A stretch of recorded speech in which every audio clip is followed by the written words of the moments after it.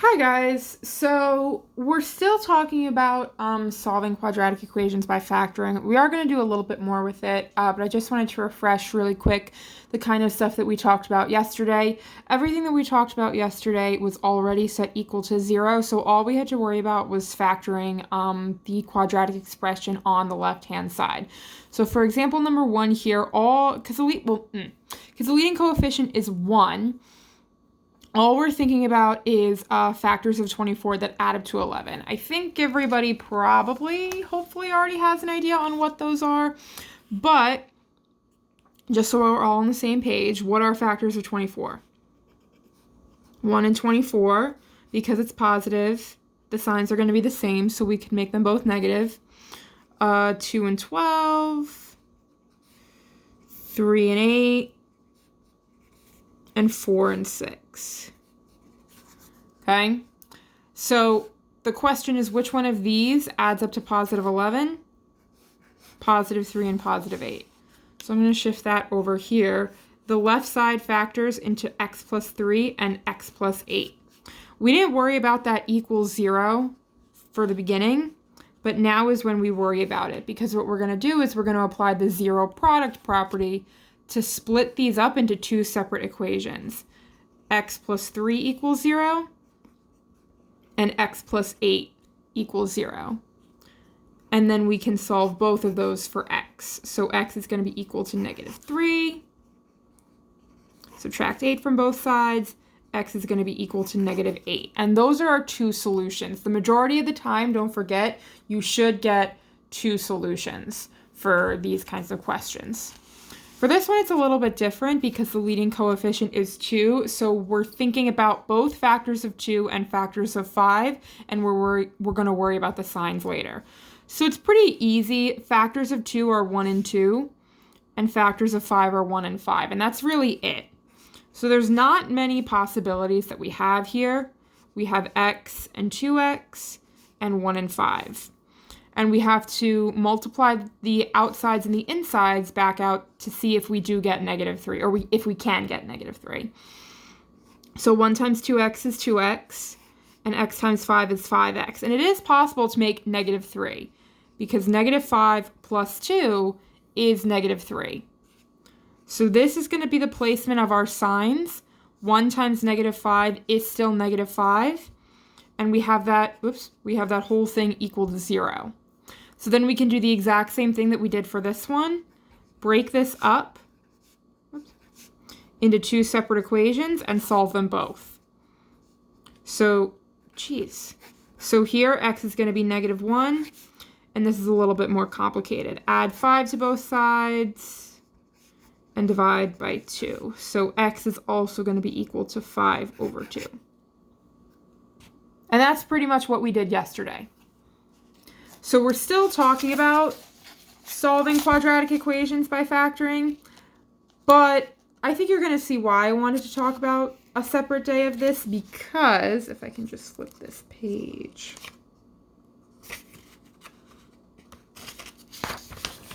I mean, this is the exact same slide that we had in the presentation yesterday. All right, the different names for solutions and this idea of the zero product property. But the whole reason why it's called the zero product property is because it only works when you have things equal to 0. It doesn't work if it's equal to 1 or 2 or 28. Only 0. So if you don't have anything equal to 0, you're going to have to make it equal to 0 first. So that's kind of something like this. This doesn't work when you have your polynomial equal to 21. So you're going to have to make it equal to 0 first. Now, how are we going to do that?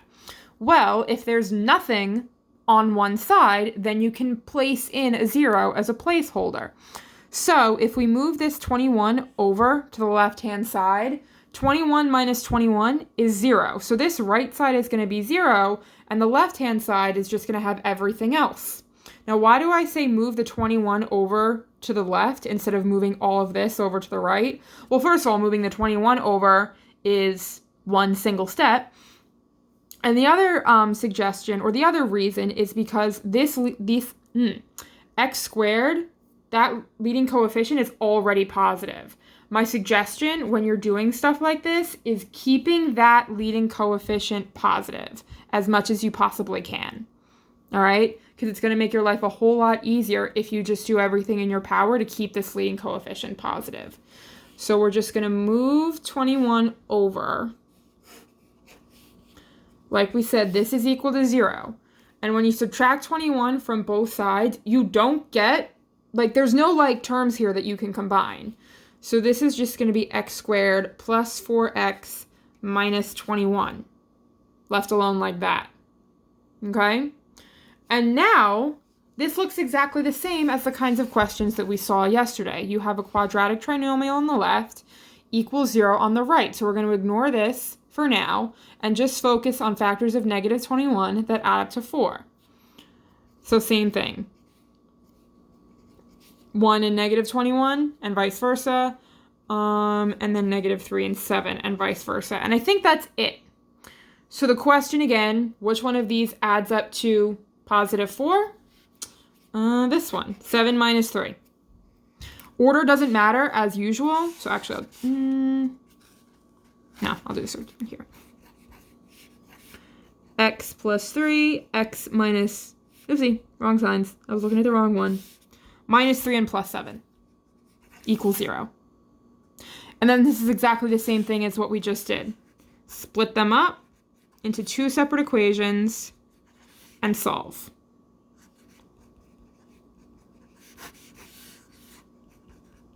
X is going to be 3,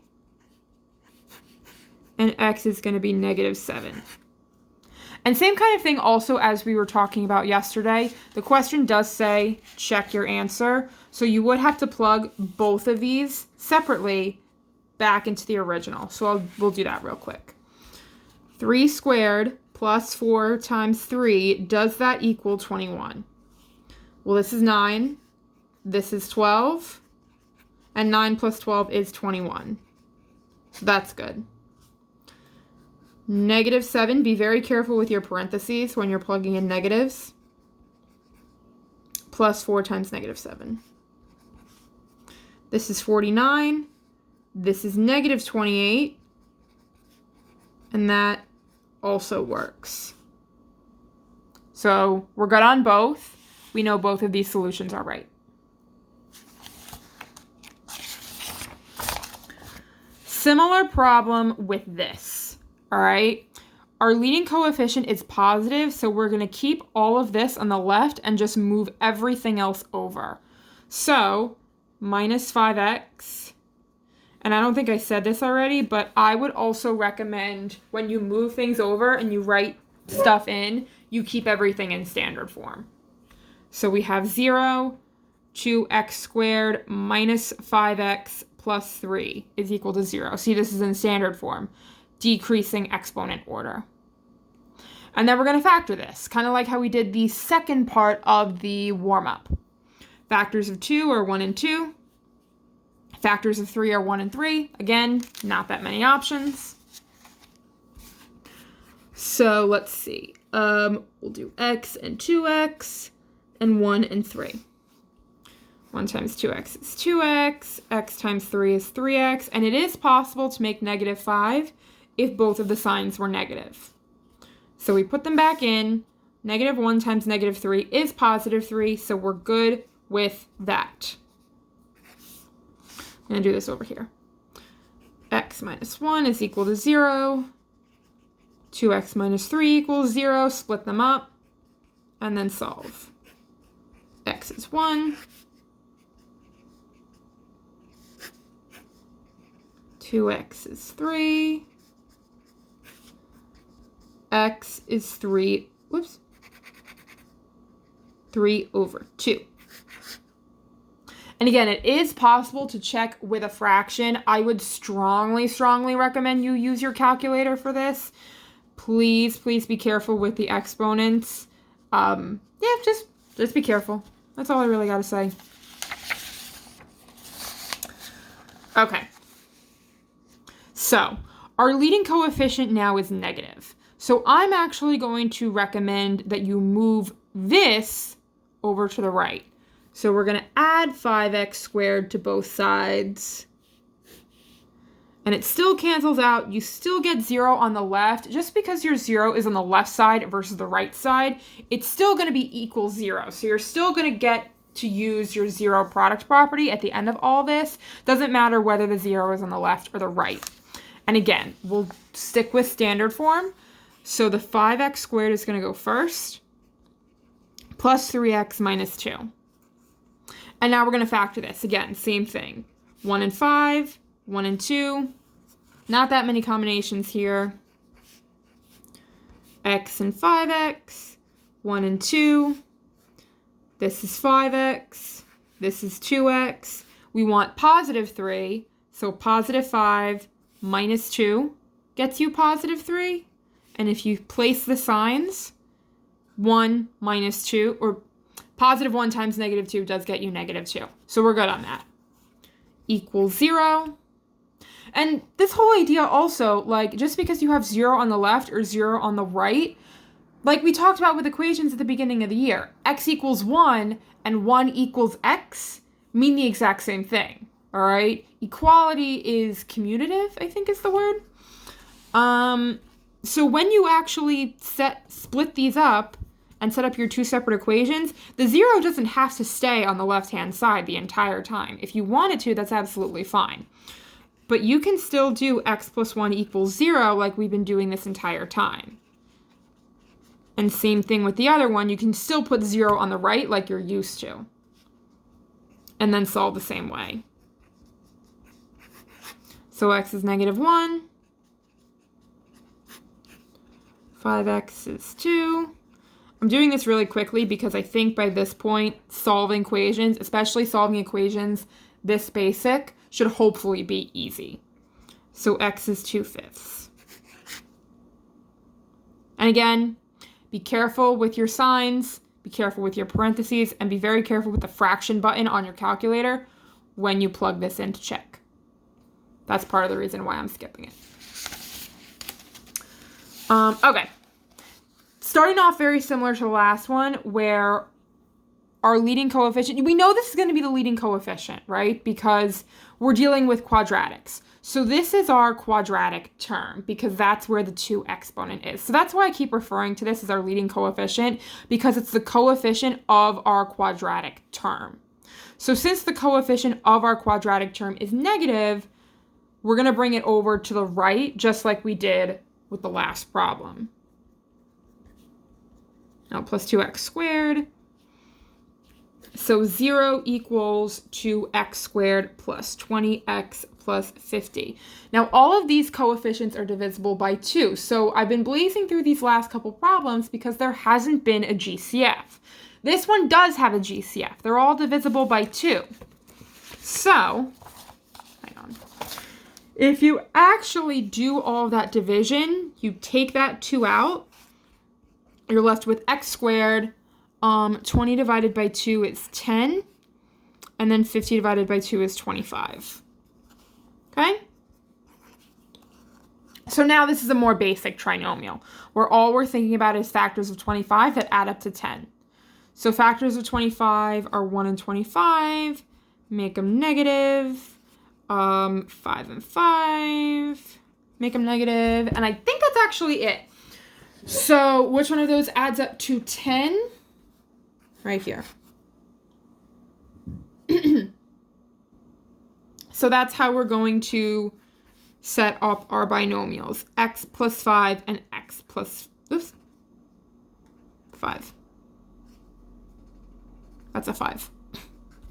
Don't forget your GCF equals 0. Same kind of thing though as yesterday, 2 things. The 2, if you actually tried to set 2 equals 0, that's not possible. There is no situation in the world where 2 is ever going to be equal to 0. So again, the GCF is only being taken out to make your life a little bit easier, but other than that, we're not going to deal with it. And then the second thing is the fact that you got x plus 5 twice. So this is one of those situations where you're only going to get one answer. So you don't have to set up x plus 5 equals 0 twice, because solving both of those equations is going to get you exactly the same thing. it gets you negative 5, and that's your only answer. All right? So since we have x on both sides, and since this is a nicer number, I am actually going to plug it in to check. So negative 2 times negative 5 squared should be equal to 20 times negative 5 plus 50. So order of operations, we're going to do exponents first. Negative 5 squared is 25. So negative 2 times 25, that gets you negative 50. So we also want to get negative 50 on this side.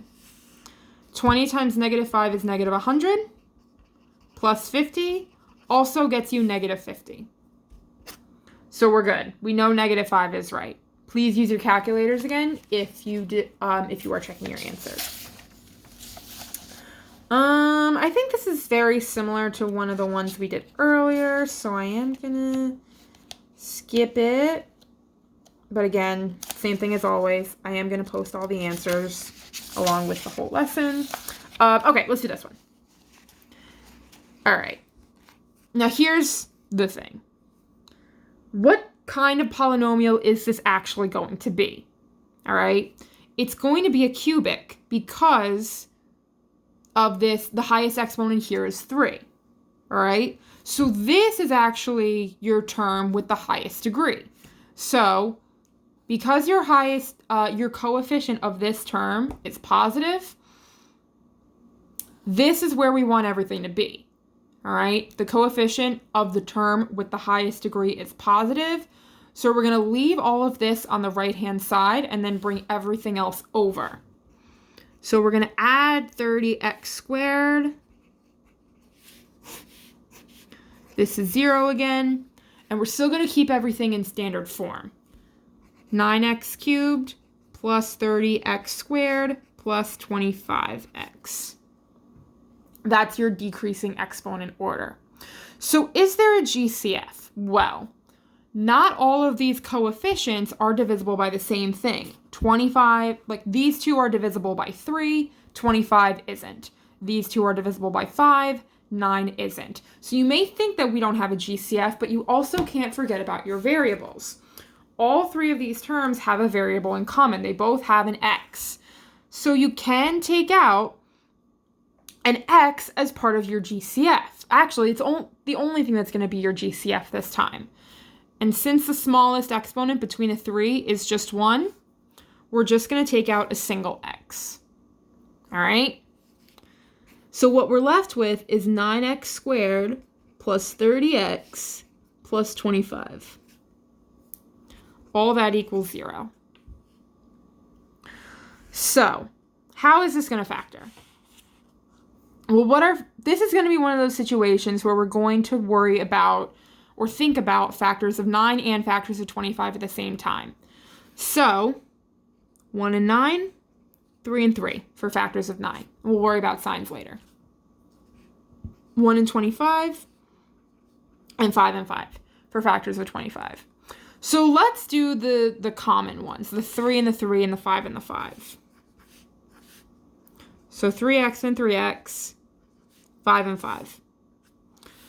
5 times 3x is 15x. 3x times 5 is also 15x. So this is actually possible to make 30 from 15 and 15 if they were both positive.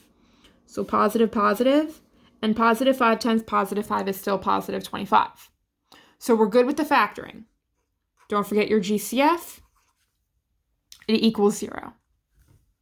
So this is going to be another one of those situations where you got the exact same binomial twice. So if you set 3x plus 5 equal to 0 twice, you're going to get the exact same thing. But what about the GCF this time? If you actually wrote that down, x is equal to 0, well, that makes sense. And even if you did plug this back into everything here, there's an x in every single term. So anything times 0, 0 raised to any exponent is going to be 0, and 0 times anything is just 0. So this whole side is going to simplify to 0, this is going to simplify to 0, and this is going to simplify to 0. So the whole thing is going to get you 0. 0 equals 0. It works for this equation. So 0 is actually a solution. You can set your GCF equal to 0 if your GCF is a variable or it incorporates a variable. Before, when we did 2 equals 0, 2 equals 0 doesn't make any sense. X equals 0 does. So x equals 0 is going to be one of our solutions. And the other solution is going to be whatever we get when we solve this. So minus 5, 3x equals negative 5, divide by 3, x equals negative 5 over 3. So, so there's your two solutions. If I didn't already say this yesterday, part of the reason why we're getting two solutions the majority of the time is because we're solving quadratic equations. I probably shouldn't have put quadratic in here because this isn't a quadratic equation anymore. But whatever. Part of the reason why we're getting two solutions when we solve these equations is because they're quadratics. And the biggest exponent you should expect to see in a quadratic equation is 2.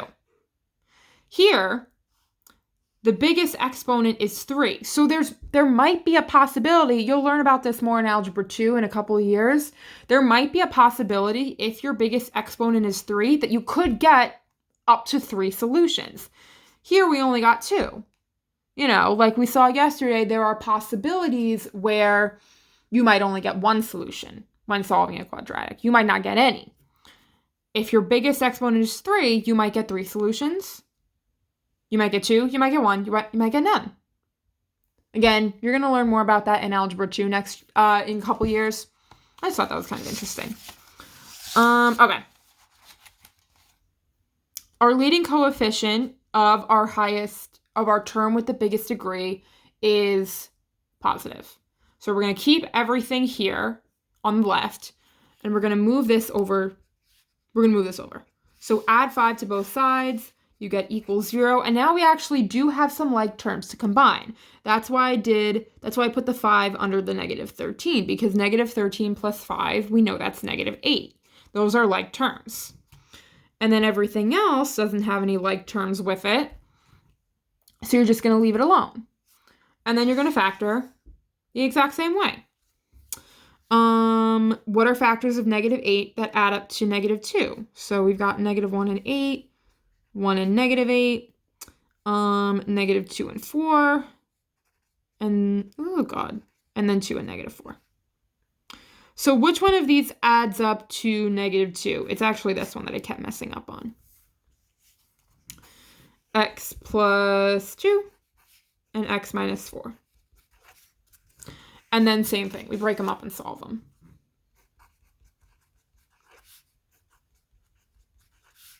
So x is negative 2.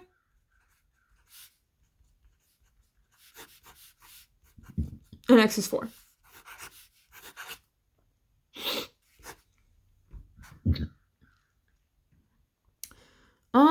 So you should expect to get, if you plug this back into the original, if I didn't already say this either yesterday or at the beginning of the video, still continue to stick with the original, like plugging both of these numbers back into everything here, and you should expect to get negative 5 out.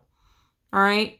But again, we're over 20 minutes at this point. So for the sake of time, I'm just gonna keep going. Actually, that might be, let's see, we've done a similar question like this already. Oh, that's actually it. All right, sweet.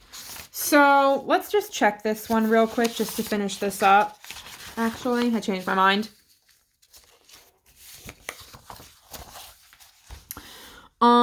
So we're going to plug in negative 2. So be careful with your parentheses. Negative 2 squared minus 2 times negative 2 minus 13 should be equal to negative 5. So this is going to be 4. This is also going to be positive 4 minus 13. So 4 plus 4 is 8 minus 13 is negative 5. So we're good on that. 4 squared then, minus 2 times 4 minus 13 should also equal negative 5. 16 minus 8 minus 13. 16 minus 8 is again 8, and 8 minus 13 we just saw is negative 5. So again, we're all good. All right. So that's pretty much everything with solving by factoring. I still hope you guys are doing well out there. And I'll see you soon. Or talk to you soon.